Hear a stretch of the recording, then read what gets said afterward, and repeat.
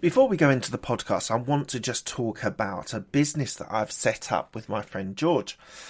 It is called the Podcast Introduction Group. So if you want to join and be able to be featured on 24 to 48 podcasts to be able to reach an amazing audience, this is the place you need to go to.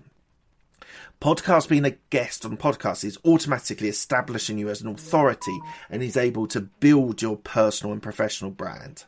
We handpick of a bank of podcasters that we have to be able to grow your business and brand.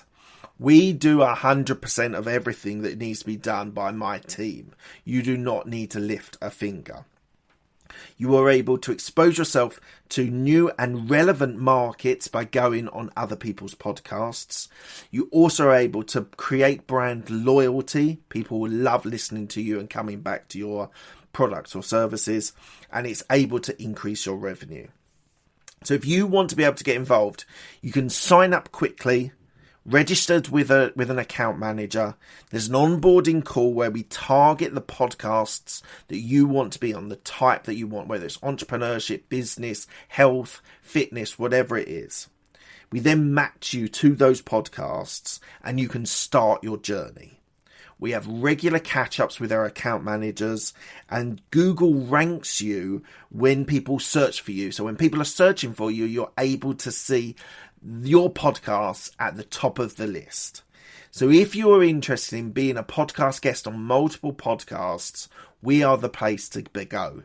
If you go to podcastintroduction.com and go and register your details, we will have a quick call with you, match your podcast that you want to be on, and we can then start this process ASAP. Thank you so much for your time. I appreciate it. Back onto the podcast then.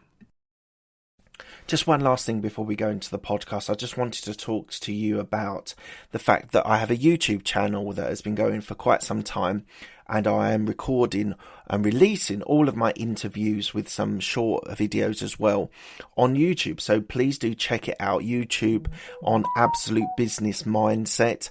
You'll see a bunch of interviews there, all the longer format interviews and some short videos as well. So please enjoy that. And here goes with the podcast interview. This is the Absolute Business Mindset podcast, created and hosted by Mark Hayward. This podcast will interview entrepreneurs, business owners, and people in their careers. We will delve into their journey, success, key life milestones, and go deep into their area of expertise. Get ready to learn from other successes and failures. Today we have Daniel Tolson, who's the founder of Tolson Institute, which is a business coaching business. Hello, Daniel. How are you? Mark, I'm wonderful, and I love that introduction. I think we can talk a lot about the failures today. Yes. Well, it's important you learn from your failures, and they can be great learning curves for us all. So there's no, from my side, there's no embarrassment or failures. I spent half my life failing at things just to get things right at the same time. Right, so we're going to start very early on, where you were diagnosed with a learning disability at 11. So that was very early. What type of learning disability was it? The learning disability that I was diagnosed with was linear sequential learning disability. Right. And how I experienced that was I would be sitting in the classroom and I'd be looking at the words on the board. I would look at them, I could see them, and then I'd write in my book. But nothing matched up. What was on the board and what matched up on what was in my book was two totally different things. Even when I was reading a book, what I saw and what came out of my mouth was two totally different things. And so for me, I was having migraine headaches. I had a visual impairment, but I was also struggling because I was actually tone deaf. And nobody realised. So I'm trying to have musical lessons, and the only thing that I'm getting right are the mistakes. And so things weren't adding up. And then at age 11, I collapsed. One day at home, I was having bleeding noses. I couldn't breathe. My bronchial tubes had collapsed. And then my mum and dad really paid attention and started to get me a lot of medical help and support. And I was in and out of remedial therapy for 5 years. Wow. And it didn't stop. They poked me, they pricked me, I blew into these pipes, I took all the asthma inhalers, And it took a lot of time to get me back literally on my feet because my knees were collapsing, my hips were collapsing, my spine was twisted, the cranial plates were pushing down on the left and right hemisphere of the brain. And this is where a lot of the problems were coming from. Right. So in terms of education, they sent me to a classroom called the Space Lab. Now, I thought it was for all the kids who were going to be astronauts, but it was for the kids who were just out of this world. And that's where I was at school with all the space cadets. And so I don't know what Epstein-Barr virus is, but was that related? Was that what you were having with the problems with your back and? The Epstein-Barr virus and chronic fatigue came a little bit later. Okay. So after I was in remedial therapy for 5 years, I got into high school. And then I got this Epstein-Barr virus and chronic fatigue. And I was in a lot of trouble because if you Google Epstein-Barr virus on Google, it tells you it's the kissing disease. So my mum wants to know who have I been kissing? Which girls have been kissing? But it's transferred by saliva. So you might share a drink with somebody and you might contract it. You might be at a restaurant using cutlery and they haven't washed it properly and you can contract it. Right. And for me, it then led on to chronic fatigue. So I was sleeping 14, 15, 16 hours a day. But just getting out of bed was a struggle because there's just energy. So I struggled with that, and eventually I dropped out of school. I finished year 10 and I couldn't get any further. And so that's how the chronic fatigue impacted me. And I've had bouts of it throughout my life where it comes back, it lays dormant in your system. Okay. And if you get really fatigued, it really knocks you about. So over the past 90 days, I've been on a 90-day reset, just resetting my body, getting a lot of sleep. My energy's great now. I was working till midnight last night, but sometimes it just shows up and it attacks. So school was a struggle for you all the way through. There was issues, there was conditions that you had. Did that affect? And I mean this not in the way it might come over, but did that have trouble with your education, your actual learning? Like, what could you read and write? And by the time you were 17, or are you still struggling at that age? I think what the biggest negative impact was, it was the limiting beliefs that came along with it. So even up until age 32, I'm 41 now. At age 32, I was still struggling with, and I'd tell myself, I'm not smart enough, I'm not educated enough, I don't know enough, I don't have a degree. So the biggest disability that I was left with was the mental and emotional blocks from it. I could learn to read, I could learn to write. It's impossible not to learn.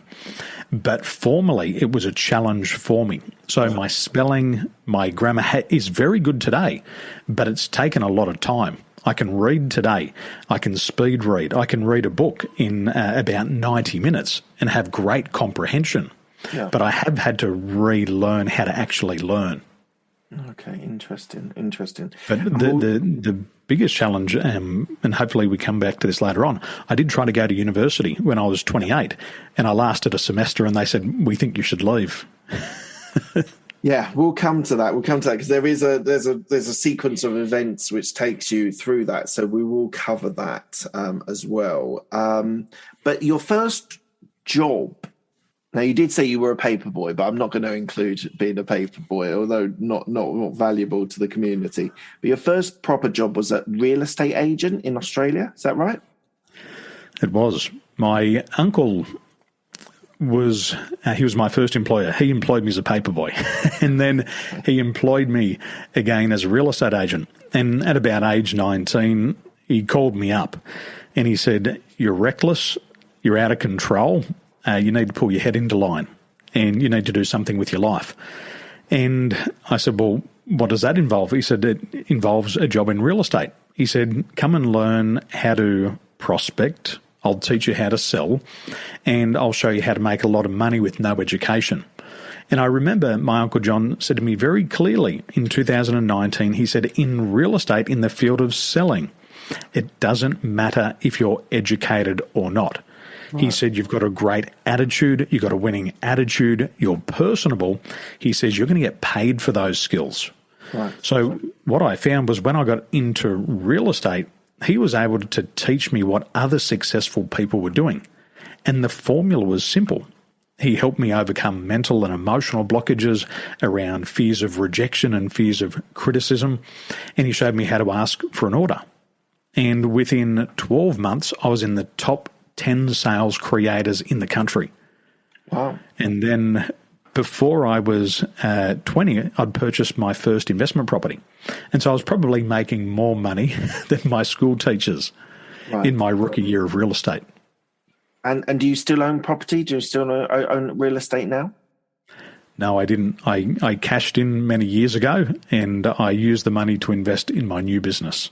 Okay, right, good.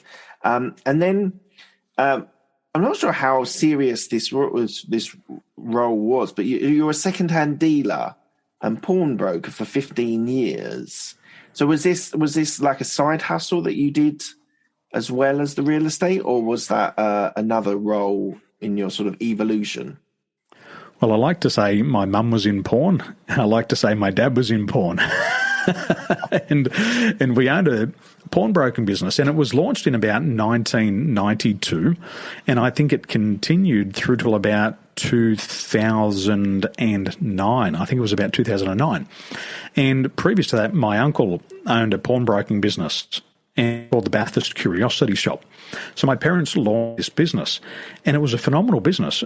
What you would do is you'd buy second-hand goods for about a quarter of the price, and then you could resell them for about 2/3 of the current retail price. You could also lend your own money out at a 20% per month return. Wow. Now, you might be doing small loans, but when you're lending out $100 and you're getting $20 back per month on your own money, it's a license to print money. So we learned to buy second-hand goods and then to trade them. And then quickly what I learned once things like eBay came around, I learned about e-commerce. So I started to buy second-hand goods at a very low price, and then I opened up the marketplace. So instead of selling locally, I started to sell across borders, nationally across Australia. And I remember somebody bought into the business one day a big black plastic rubbish bag full of old games, like old Atari games. Right. And I looked at them and I knew they were worth a fortune. And I said to the person, how much do you want for them? They said, oh, whatever, a couple of bucks each. So I might have paid about $80, but I quickly turned it into thousands and thousands of dollars. I used to buy PlayStation 2s, and a PlayStation 2 you could buy for about $80, but depending on the time of year, I could mark it up to $150 or even $220. And I used to stockpile them by the hundreds.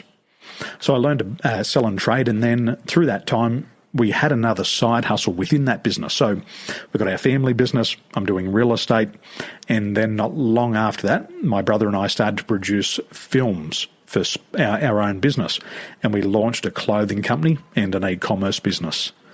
So there was many things happening, all family businesses intertwined, and I would have been in the family business through till about 2007. And what was it like, family businesses, with working with your mum and dad and the pawnbrokers, would you say? We'll be back after a quick break.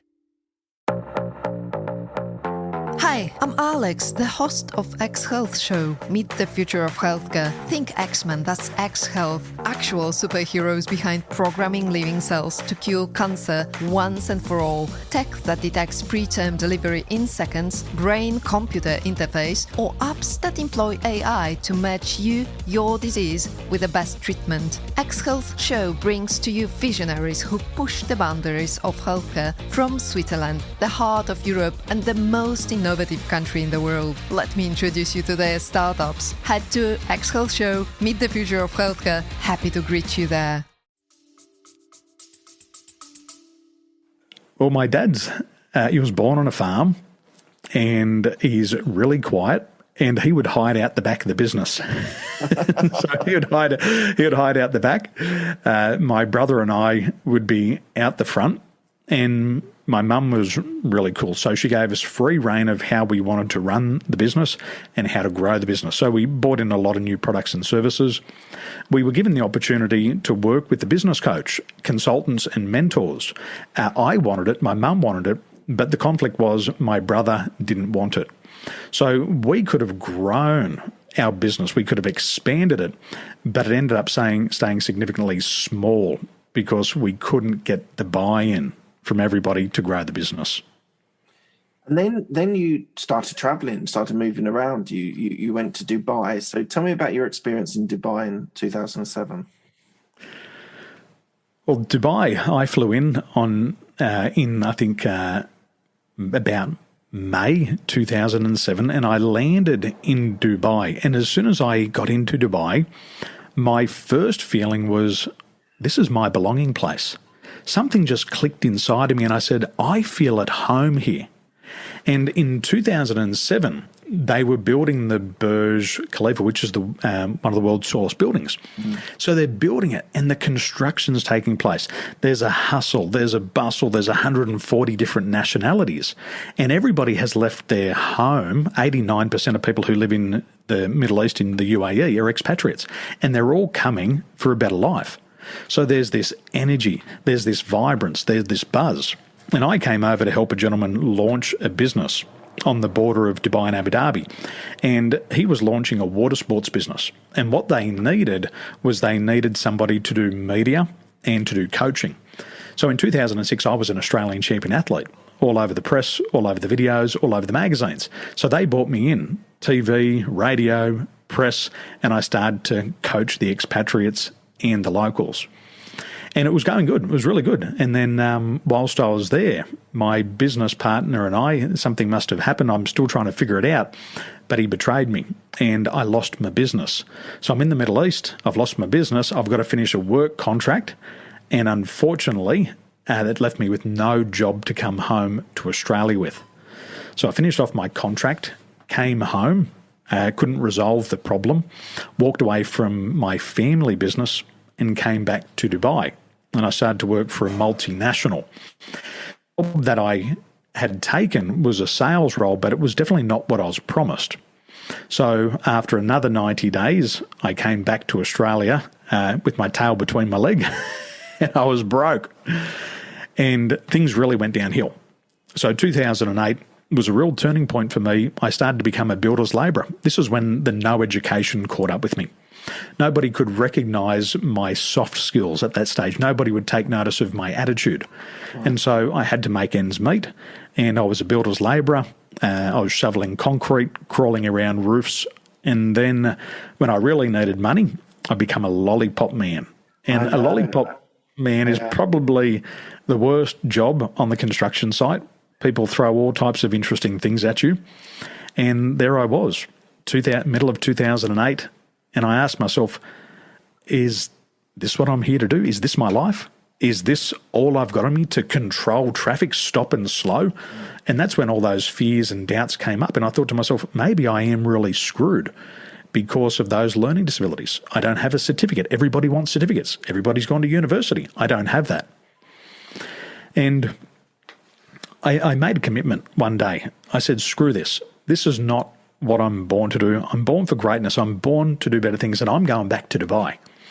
And literally that afternoon, I was driving across the Sydney Harbour Bridge. I looked up and I saw this white building and this sign on top of the building, and it said Emirates. And I said, I'm going to go and buy the newspaper. I went and bought the newspaper, and they were advertising for jobs. And it was within 2 weeks. So I rang them up, submitted my CV, went down there, blew them away into the interview, and 6 weeks later, I was back living in Dubai. And I knew that was the time where I could really reinvent myself. So I still had my fears, I had my mental and emotional baggage, but I was far away enough from my family and friends to be able to reinvent myself. So that was a big turning point. And so were you part of the cabin crew? Was that your role? My role was cabin crew. There must be loads of stories, probably X-rated, but is there lots of stories you could tell me about being part of the cabin crew at Emirates? Well, the first thing is they say don't screw the crew. And so if you just let your mind wander on that one, and I had an ex-girlfriend and she was cabin crew for Emirates, and that's kind of what got me into the role. And she said, don't screw the crew. And she said many things. That one I definitely agreed with. And one thing about cabin crew, for the majority of people, what they want is they want the millionaire's lifestyle, and they're willing to accept the lemonade wage. So what happens is they fly around the world in business and first class. We stay in 5-star hotels. You walk into the London Marriott and you literally put your hand out and they put 80 quid in your hand and you got pocket money. So everywhere you go in the world, somebody gives you a handful of cash when you get there. And you go out and you dine at fancy restaurants, you sleep in 5-star hotels. And my team, when I joined, there was probably about 8,000 people there. And it was the year that they introduced the A380 into Emirates Airline. So there was a big buzz. And I started in the economy class cabin. I've been attacked. I've been beaten up on the aircraft. I've been spat on. I've been kicked in the balls by customers. I've had people getting close to dying. I've had medical emergencies. I've been on an aircraft that dropped a couple of 100 foot and all of us ended up on the ceiling. Phenomenal experience. I encourage any member of today's youth to explore the world. Once COVID disappears, go and become cabin crew, learn about yourself, understand the world. It's a beautiful job. Fascinating. That's fascinating. So you were there 4 years. And after 4 years, you then went into business coaching. Where does the sort of continuation of your story go into business coaching? It's kind of like the hero's journey, Mark. You meet a mentor, and I was flying to the UK. I was flying to Manchester, and I was in economy cabin, and all types of people would hit on me. Men, women, married females. I was good looking. I was big and handsome, and I was walking through the cabin with my trolley. Very manly thing to do. And a guy stopped me and he said, "Oh, I love your aura." I said to him, I said, "Are you hitting on me?" And he said, "No." He said, "I love your aura." I said, "Well, what's an aura?" He said, "It's your energetic field." He says, "You're glowing." And I said, "Well, thank you." I said, "Sounds like you need another drink." And he said, "No, I don't drink." I said, "You must be if you're seeing stuff up here." Anyway, he said, No, I'm a life coach." And I went, "A life what? And he said, "I'm a life coach." And his name was Christoph Spiceness. And I ended up having a great chat to him in the galley. He told me what he did as a life coach. We had a great conversation, and I ended up hiring him. So I would fly from Dubai to Manchester on a flight, lay over, have a coaching session, and then when he was in Dubai, I'd meet him for coaching sessions. And so that's when I got into coaching.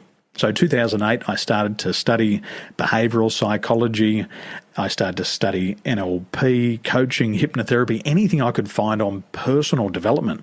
I joined peer support, and I was trained by Emirates Airlines in peer support and critical incident stress management. So I started to get all of these clients, all of these people who had these traumatic experiences, death on board on the aircraft. So I'd started to learn. As you do, you meet the crew and you don't screw the crew at all. You never do that. And I actually met a beautiful Taiwanese cabin crew on the way to Johannesburg. And today she's my wife. So we met, that was in 2009. And then at the start of 2010, as I mentioned before, I was in peer support. I got a call, 4 o'clock in the morning. You never get good news at 4 a.m. in the morning. And the phone rang and I picked it up and the duty controller said, "Daniel, there's been an accident on board the London Gatwick flight into Dubai. This is not a peer support call." And I thought, what does that mean? They said, "It's your fiancée. She's been in an accident." So I quickly went down to Landside Hospital, and there she was in a cast from her ankle to her hip. She had an accident on the aircraft and fractured her knee in 5 places. So for the following 2.5 years, she was flown around the world in and out of surgery and rehabilitation. Coming up to 2011, I just got my leadership role. I'd been trained up in leadership. I'm now co-leading a team of 17,000 people. We get to 2012, and then she loses her job. And then after the loss of the job, you've got to leave the country. And the stress was so great that she almost miscarried 3 times. So I'm going through this trying to support her, but she's just had 2.5 years of surgery. She's struggling with depression and anxiety. She even got to a stage where she wanted to end her life because it was so traumatic for her, all of these operations. So it was very tender. And she was due to give birth in December 2012. And I asked my company, I said, look, my wife's just lost her job. Can you help me with some time off to be there for the birth of my daughter? And they said, Daniel, we've given you as much time off as we could over the past 2.5 years, but you've got no holidays. So you've got to make a choice. Do you want to stay and take the risk of not getting days off, or do you want to resign and be there for the birth of your daughter? Now, I've almost lost my daughter 3 times during pregnancy, and it's a tough decision to walk away from co-leading a team of 17,000 and having your career path mapped out. Yeah. So I pulled the pin and I said, well, love is more important than career at this stage, and family is more important than the friends I've made. And so I resigned from my job and I was there for the birth of my daughter in 2012. And so what we had to do then, we had to launch our business. We launched our business. I had sold my real estate, so I pumped all of my money into building my business. But I'm green. I'm wet behind the ears. I don't know what's happening in this industry because it was always a side hustle. By June 2013, I'm breathing like this. I said to my wife, I said, I think I've got a lung infection. So I went down to the doctors and they said, Mr. Tolson, there's nothing wrong with your lungs. It's all in your mind. We might send you over to a psychologist.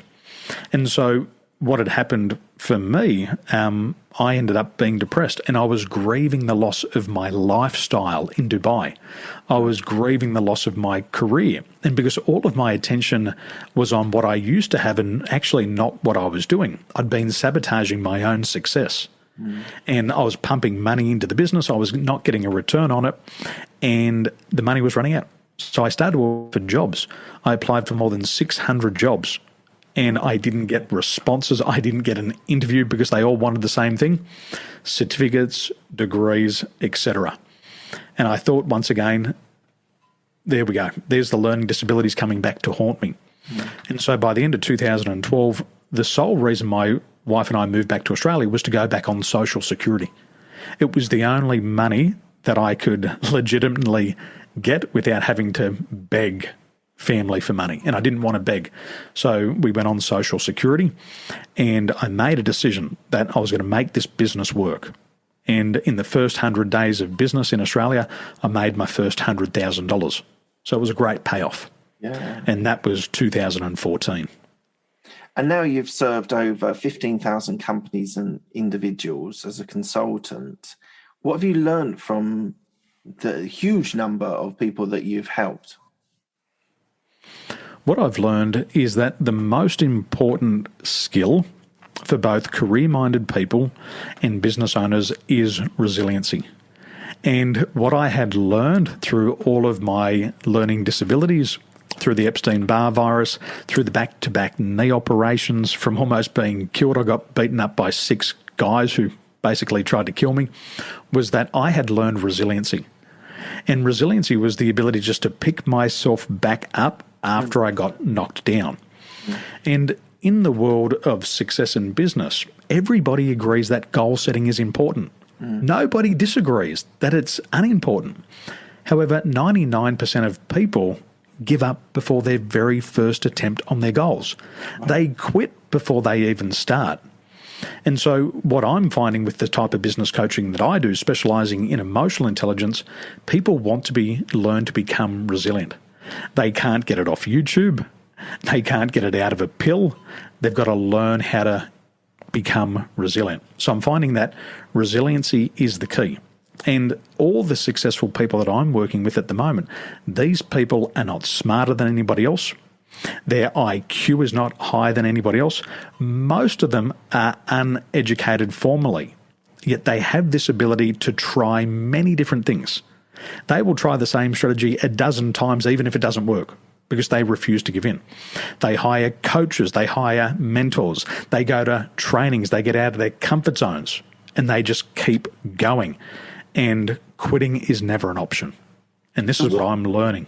What type of clients do you actually work with? So you say you work with companies and individuals. So put it differently, what's your ideal client? Who are the people you're targeting? My client is less of a demographic, less of a geographic, and it's more of a psychographic. So normally my clients come to me and they don't use these words, but they have this feeling of an unfulfilled potential. They feel like they have an income glass ceiling.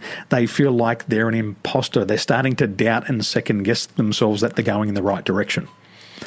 These people tend to be about 35 to 55 years of age. About 70% are female and about 30% are male. So I get a lot of women coming to work with me specifically.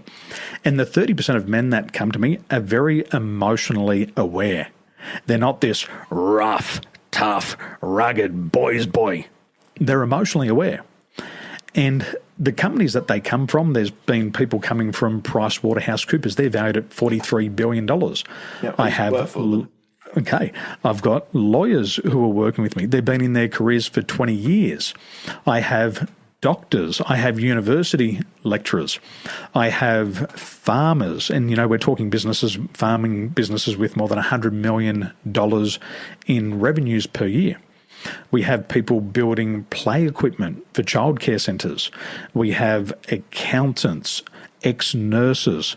It's a whole mixed bag because it's a real psychographic. What I'm interested about this is, so you started building this in 2012, and now in 2021. How did you get from helping a few people to getting into large organizations, getting into large high net worth people? How did you make that progression through your coaching business career? Leverage. The most important form of leverage that I have learned over the years is to leverage other people's contacts. I remember a influencer in the United Kingdom reached out to me. I got onto a Facebook Live. We were doing Facebook Lives with more than 400 people on there back in 2016. And from one influencer, he introduced me to literally thousands of people in his network.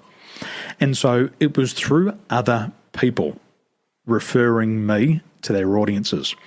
So what I do with my business today is I'm looking for people who are working with the same types of people that I want to work with. I have a great business partner in Malaysia, and people come to him to learn to become entrepreneurs. And one of his events last year, we were getting 1,300 people at a time on our live events. And so they're coming to learn to become an entrepreneur. Other people are teaching marketing. Other people are teaching selling. And the missing link there for them is the resiliency. So people get all this knowledge. They get all of this skill, but they're missing the mindset. So over the years, people have said, Daniel, come and speak to our audiences. So people will put me on stage in front of 500, 600, 700 people. And my growth has come from leveraging other people's audience rather than having to do it myself. Right. Moving on. So tell me about your 12-month program. Is it 100 times DNA Accelerator? 100x DNA Accelerator. Right. So our DNA, what I'm made of, what you're made of, if we took this and we stretched it out in a line, it would reach to the sun and back more than 100 times. And this really demonstrates that we have so much potential. I have seen real estate agents double their income inside of 90 days by making a few small improvements to their mindset. So in the 100x DNA Accelerator, it's a group coaching program. And throughout the year, we learn to have relationship breakthroughs. Our major success in life comes through other people. It's that social intelligence. It's the ability to get along with other people. And a lot of these things that they're learning, they're not inborn attributes. They're required attributes. They're skills that people have to learn along the way. So we teach them about other people. We teach them about other people's personality types, what motivates other people. So we have a relationship recharge, which is fascinating. People start to communicate with their children. I don't know if you know this, but most parents spend more time brushing their teeth than communicating to their children. We spend 3 minutes a day brushing our teeth, and most parents spend 2 minutes a day speaking to their children. So we help them get those family relationships sorted. At this time of year, we focus heavily on goal setting. Everybody knows goal setting is important, but people don't know how to do it. And people have been set up for failure. I remember one of the business partners in the real estate agent that I worked with, they were always pushing me so far out of my comfort zone with my goals and targets that only failure was possible. So what I learned at an early age was that goal setting was hit and miss. Sometimes I got it, sometimes I didn't. Sometimes the goal was so big that I'd just end up self-sabotaging. So we teach them how to set goals that are right for them. And not just what goals look good on paper. What's good for your personality? If you're a type of person who is more optimistic, you love to influence people and contacts, what are you doing being an accountant, sitting behind a computer, doing spreadsheets all day? Leverage your unique talents and get out there in front of people. And sometimes, because people don't understand this about themselves, they don't know the right goals to set for themselves. Right.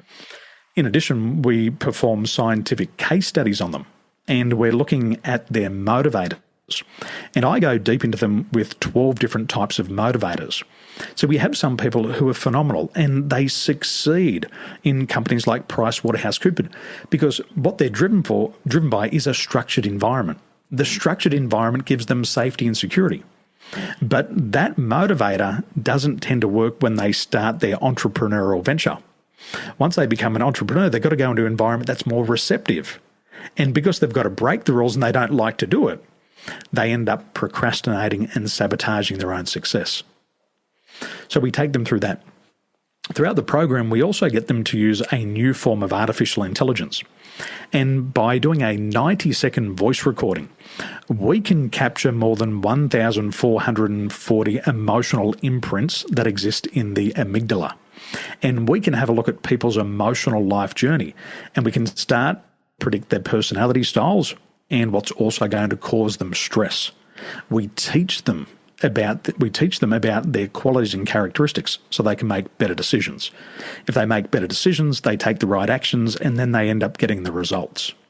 So an example of a result, we've got one woman who's in the program, low self-confidence, low self-esteem. However, as she's improved that self-esteem and confidence throughout COVID, she has increased her sales by 138 million ringgit. So that would be like 40 million US dollars. Wow. Massive. But it's getting that confidence, it's getting that resiliency. All of these skills that are so important, all the soft skills.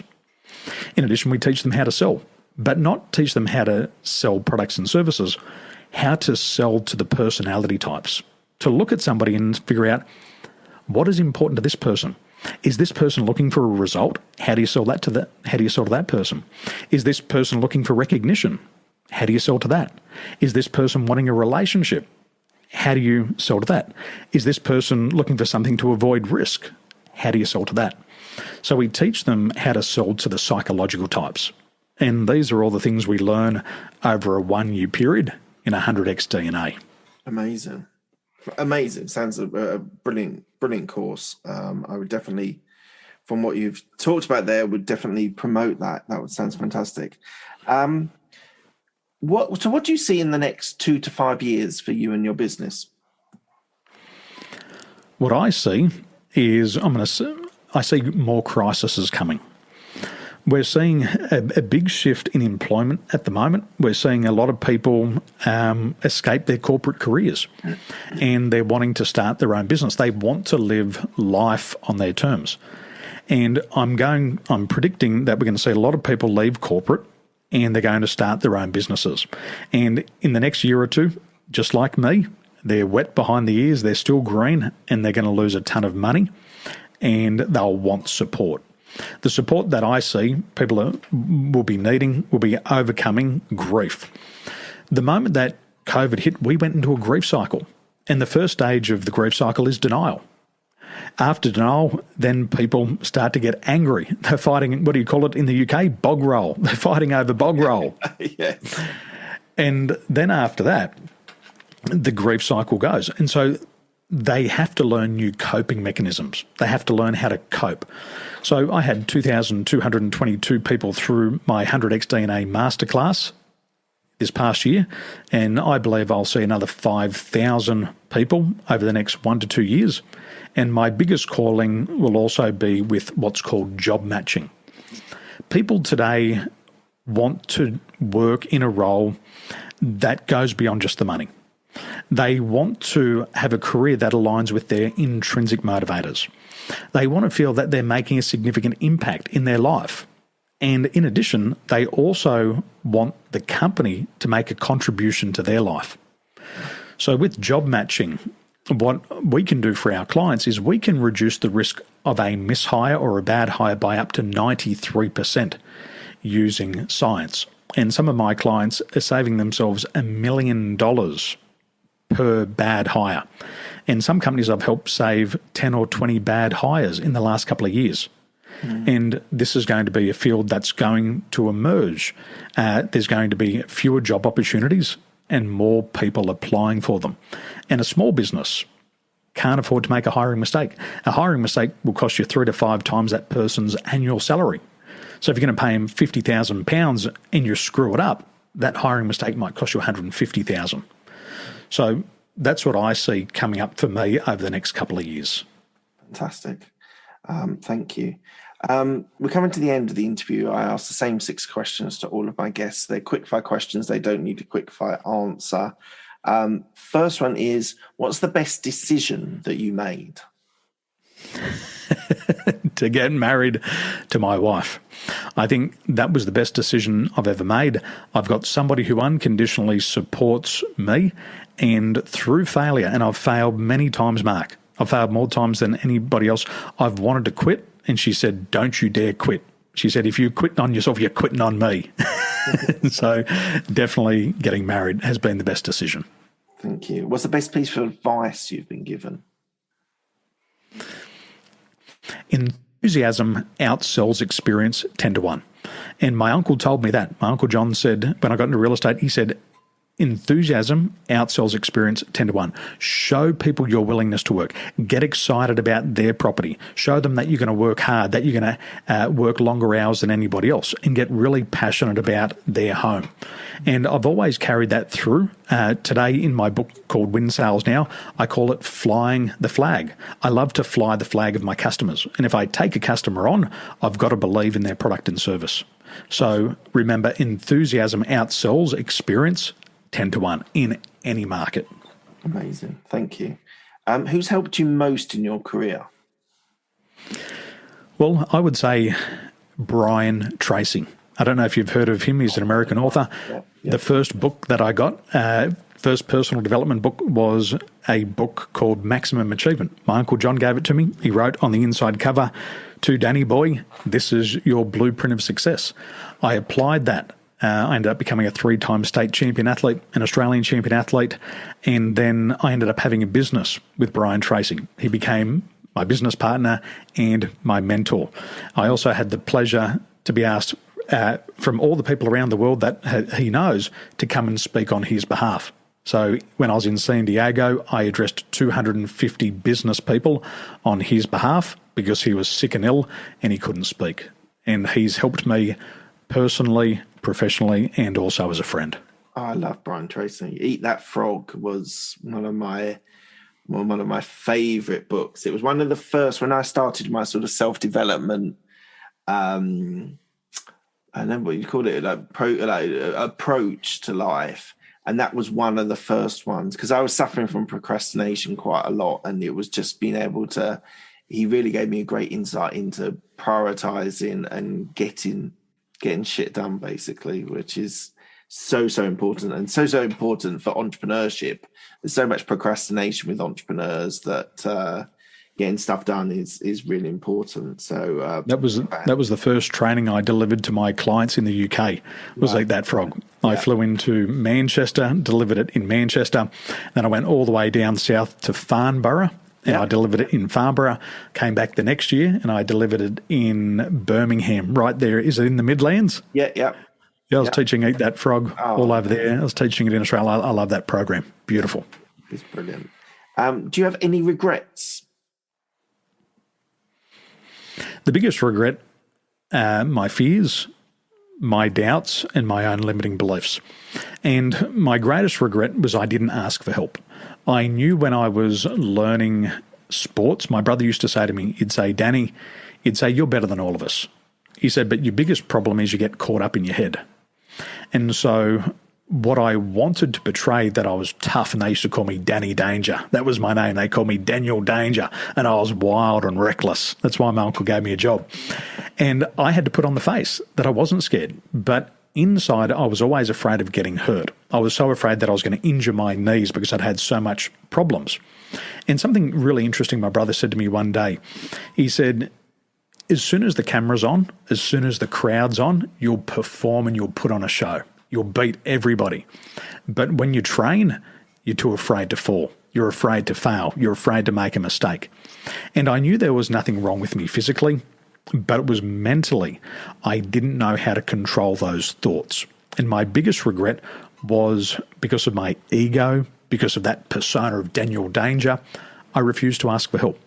And I could have been so much further ahead if I would have just asked other people, please give me some help. What sport did you play? Wakeboarding.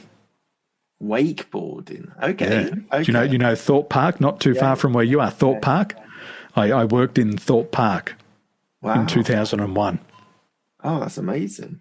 That's amazing. I lived in Ascot, not too far from you. I know, that's amazing. Just on that, a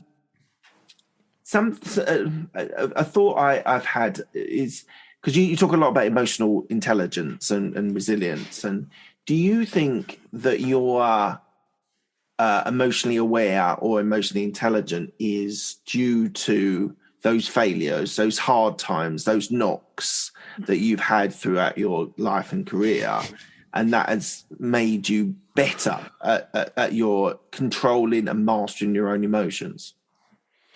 Well, I'd have to admit that my ex-girlfriends would probably say I was emotionally disabled. My mum would say my father's emotionally disabled. So it was nothing that I was taught growing up. My grandfather, he was a boxer, so you had to be a man, you had to be tough. It's skills that I've had to learn along the way.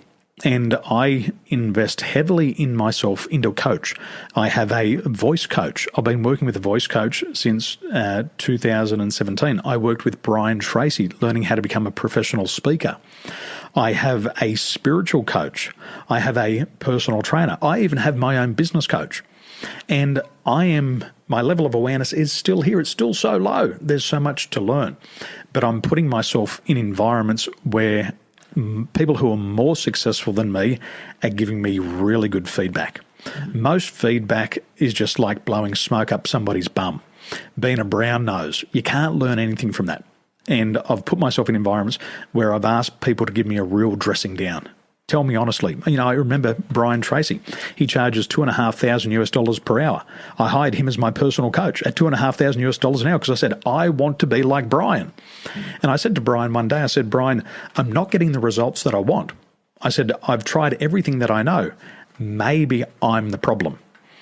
And he just looked at me and he laughed and he smiled and he said, if anybody can admit that they might be the problem, they're definitely not the problem. And I've even invested into that level. And I work with all the people that I've trained with, meaning that my mentors, I've hired them personally because I want to be my best. So it's been a process. It's always evolving. I'm far from being perfect. I've got to learn to deal with my anger. One of the things that made me a successful athlete and made me Daniel Danger was I'm aggressive. I want to win. I'm competitive. But if I don't get my own way, I've got to learn to manage that anger. And I might have managed that when I started my business at this level, but when you go from 5 to 6 to 7 figures, you've got to learn all of this all over again. So it's a moving target. With professional speaking, I can face rejection in a one-to-one conversation. That's easy. I can do it 1 to 5, 1 to 10. But I had to learn to do it 1 to 500. I had to learn to deal with rejection speaking to 1,000 people. I was even asked to speak to an audience of 5,000 people in Vietnam. And Brian Tracy asked me to speak on his behalf because once again he was sick and he couldn't fly. And he said, could you speak to this audience of 5,000 people? And I said, I'm not ready. His business partner said, if you can speak to 1,000, you can speak to 5,000. I said, I'm not ready. And so at least emotionally, I knew I wasn't ready to get and deal with 5,000 rejection from 5,000. And I'm glad I didn't do the speech because the guy who ended up doing it, he got crucified by the audience. So it could have saved my career, just that little bit of emotional awareness. All right, back to the quickfire questions. What are you most proud of? I'm proud of my resiliency. I'm proud that although I've said I'd give up, I'd never give up.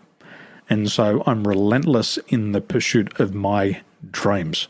That's what I'm most proud of. Brilliant. And what does legacy mean to you?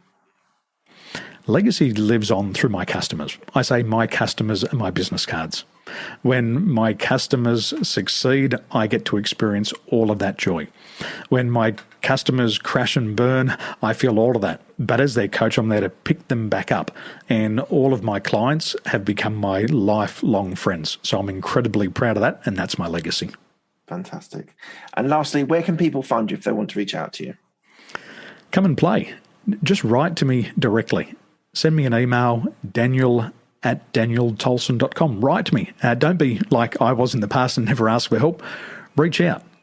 You can reach out personally, or you can also come and play on Facebook. I've got a group of about 763 business people, and the group's called Accelerate and Multiply. And I'm putting videos in there on a weekly basis, all educational content for you to become more successful in your career and your business. Brilliant. Thank you so much for your time, Daniel. It's been an absolute pleasure speaking to you. My pleasure. Thank you, Mark. Cheers.